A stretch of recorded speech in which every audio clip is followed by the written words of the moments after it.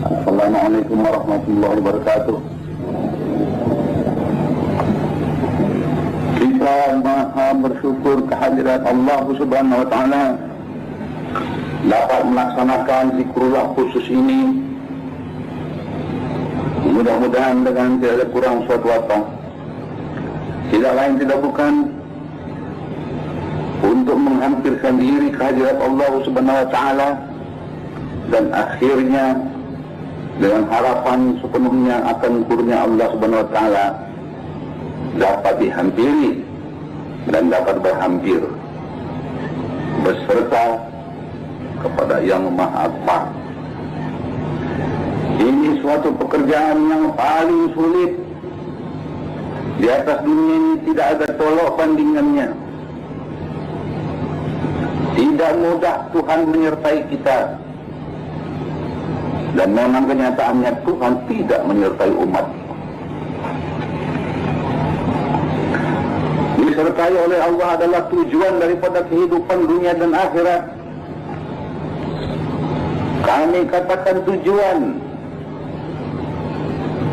karena beserta dengan Allah pada hakikatnya adalah surga jannatul na'im dunia dan akhirat. Pada sisi Allah Subhanahu wa Ta'ala tiada huru-hara, tiada bencana, bahkan tiada kehancuran dan kematian. Yang hanya adalah sejahtera, kelestarian dan kebahagiaan yang hakiki, berkecukupan, tiada keluh kesah. Ini yang digambarkan sebagai surga jannatul na'im yang paling tinggi. Oleh sebab itu pekerjaan yang paling tinggi, yang paling sempurna adalah pekerjaan yang paling sulit dilaksanakan. Tidak sia-sia Rasulullah SAW bersabda, pekerjaan yang paling sulit di atas dunia adalah menyebut nama la ilaha illallah. Tetapi kalau bunyinya saja adalah pekerjaan yang paling mudah disebutnya, sehingga seluruh dunia dapat menyebutnya. Dua kalimat syahadah dapat disebutnya, dan sekaligus ia telah menjadi Islam pada syari'inya, pada zahirnya, pada lisannya, bahkan barangkali terus sampai tembus pada kehidupannya zahiriah. Namun ini belum berarti bahwa rohnya telah Islam, karena jasmaninya, akalnya dan ilmunya dengan rohnya adalah mempunyai dimensi yang berlainan. Akal itu waktu tidur telah mati, akal tidak bekerja lagi, dia lumpuh, tetapi roh masih hidup. Pikiran pun begitu juga. Di dalam alam sadar ini pikiran dan akal bekerja. Di dalam alam tidur, alam di bawah sadar, dia tidak bekerja lagi, sedangkan roh masih ada. Bahkan alam sadar, di bawah alam di atas sadar, dia pun lumpuh, dan roh masih ada. Oleh sebab itu, mengislamkan zahiriah, akaliah, ilmiah kita adalah dapat terlaksana, dan manusia itu akan dipandang sempurna hidupnya sebagai seorang Islam. Namun roh yang belum dijangkau oleh Islam, karena hakikat daripada al-Islam telah kita sebutkan tadi, beserta dengan Allah Subhanahu wa Ta'ala. Lisan telah dapat menyebut, akal telah dapat memikirkannya, pikiran telah dapat mengolahnya dan mempertimbangkannya. Namun roh belum menyebutnya lagi, karena ini harus diajari dengan rohan yang lebih tinggi. Lisan daripada seorang guru dapat menuturi otak seorang murid, sehingga murid itu mengerti, dan terjadilah transfer of knowledge daripada si guru kepada si murid. Tetapi roh si murid tidak dapat diajari dengan lisan daripada si guru, si murid hanya dapat diajari oleh ruh sang guru. Tadi kita sebut hakikat Islam adalah berserta dengan Allah. Hakikat Islam menyebut dua kalimat syahadat. Begitu juga hakikat daripada Islam, daripada sang ruh, harus disertai oleh Allah. Untuk memasukkan nama Allah ke dalam ruh, ini mempunyai metodologi. Metodologi dalam bahasa Arab, tarikatullah. Jadi mutlak mau tidak mau untuk mengislamkan sang ruh tadi oleh sang rohani daripada guru, harus memakai metodologi, yaitu tarikatullah. Dan inilah yang paling kekal dan abadi, karena roh hidupnya kekal dan abadi. Dia akan hidup kekal dan abadi dalam kesejahteraan kalau ia berserta dengan Allah Subhanahu wa taala di alam baka dan di alam zahir ya. Dia akan merana selama-lamanya kalau dia tidak berserta dengan Allah Subhanahu wa taala. Oleh sebab itu tarikatullah, metodologi untuk masukkan kalimat Allah ke dalam roh ini adalah mutlak perlu. Yang dimaksudkan dalam Al-Islam, dalam Al-Quran, surah Jin ayat 16. Wa allazi istaqamu ala tariqati la asqainahum ma'a ghadabah. Barang siapa yang berdiri tetap di atas tarikat yang benar, kami limpahkan kurnia baginya seperti hujan lebat dari langit. Jadi sekarang kita ini adalah advance daripada Al-Islam.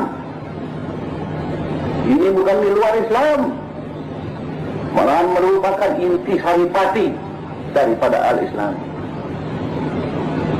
Ini merupakan lanjutan daripada apa yang telah kita pelajari di University of Islam. Karena di University yang diolah adalah akal, yang diislamkan adalah akal, yang diislamkan adalah semuanya zahir ya. Dan puncak daripada Islam yang melalui universiti adalah seorang mukmin jasmania yang sempurna Islamnya, tapi rohnya belum disinggung. Sedangkan kehidupan manusia itu tidak luput daripada roh, bahkan roh inilah yang akan kekal dan abadi. Dia akan masuk dalam alam eternity.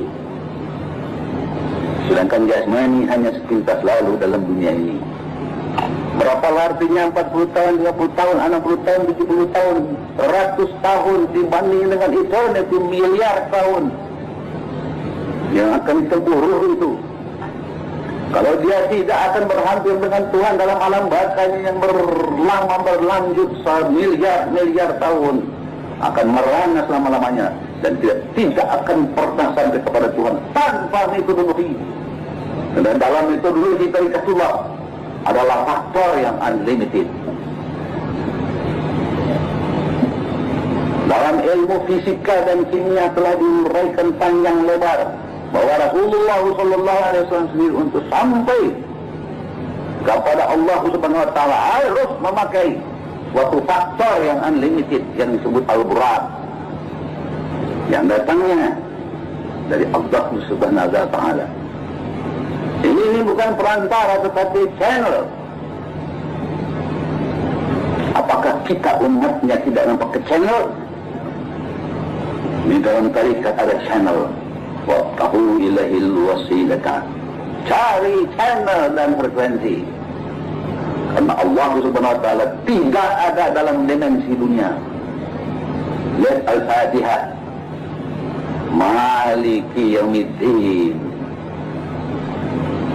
Saya raja di akhirat. Di akhirat ya. Alam dimensi akhirat. Engkau hendak berhubung ke sana, hendak berbicara dengan dia dalam salatmu, cari channel dan frekuensi. Dulu kita disuruh belajar reader, menghafal kata-katanya, teksnya. Pelaksanaan teknisnya ada dalam tarikatullah. Segala sesuatu harus melalui syarat-syarat teknis untuk pelaksanaannya. Dan kalau ini terlaksana dalam yang baik, wajahidu fisabilihi, dimatangkan itu dalam training center. Sungguh-sungguh wajahidu fisabilihi. Sungguh-sungguh di atas jalan alam ini, sungguh-sungguh di atas metodologi ini, sungguh-sungguh di atas tarik tadinya, sungguh-sungguh di atas amalan ini. Apa inti daripada amaliyahnya?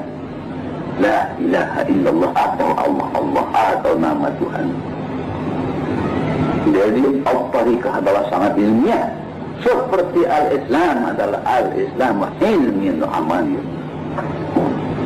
Sekarang dapat kita uraikan dengan sepuas-puasnya secara ilmiah apa itu tariqah.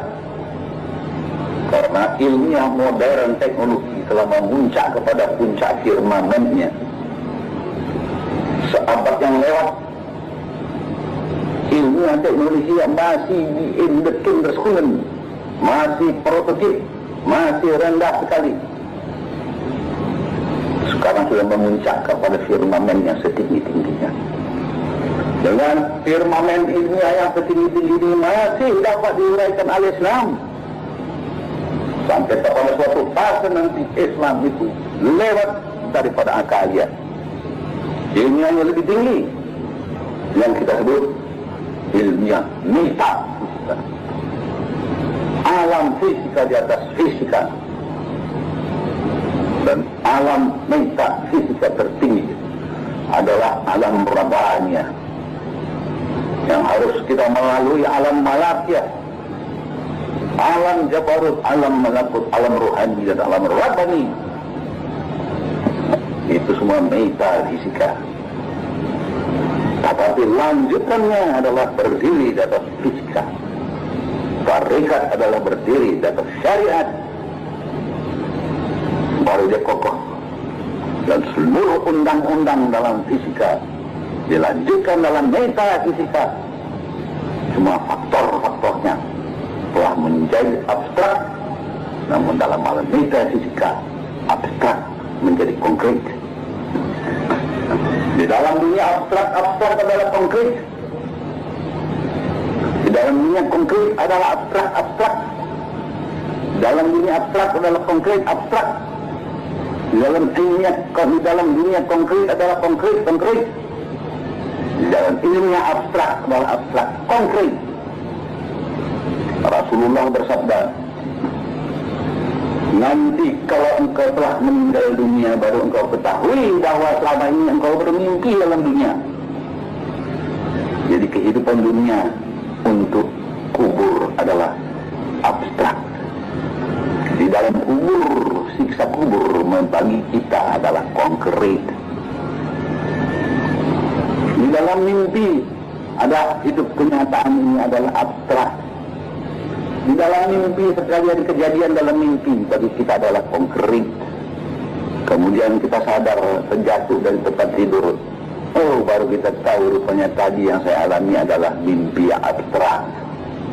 Tapi dalam mimpi tadi itu semua menjadi kenyataan. Begitu dalam kubur nanti segala siksa kubur itu menjadi kenyataan yang sekarang bagi kita masih abstrak.